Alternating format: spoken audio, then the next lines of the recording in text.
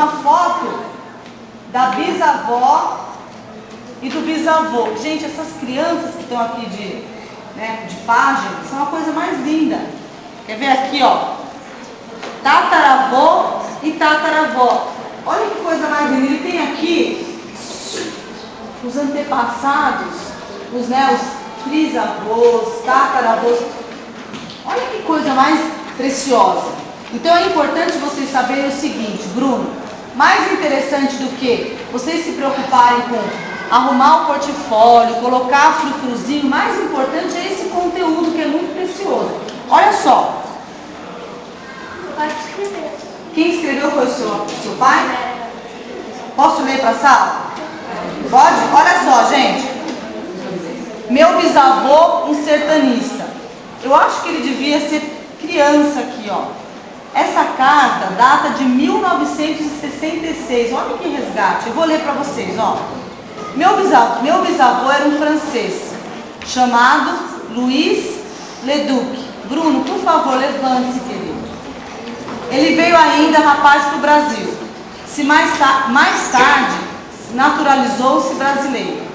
Em 1907, juntou-se ao general Rondon para desbravar os sertões do Mato Grosso e pacificando os índios.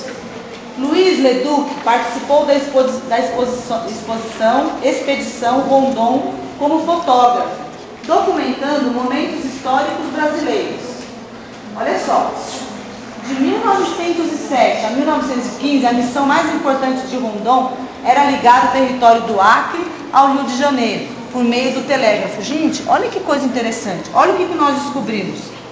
O bisavô do seu pai, Lucas, era uma pessoa que fez algo muito importante aqui no Brasil. Olha que interessante. Então, nós vamos descobrir assim, que cada parente de vocês foi importante de uma maneira.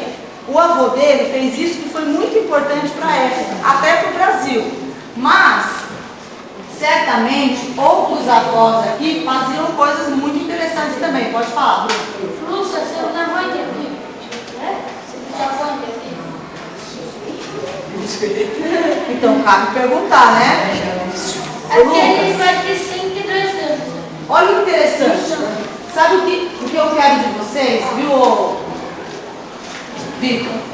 Esse movimento de vocês se perguntarem, porque assim, o que vai valer esse trabalho se vocês trouxerem muitas fotografias, mas não procurarem conhecer a história.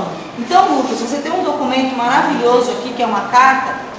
Na verdade, não é uma carta, é o seu pai, aliás, o seu avô falando do bisavô, do pai dele. Então é interessante que você pergunte mais, para a gente ter mais elementos para discutir aqui.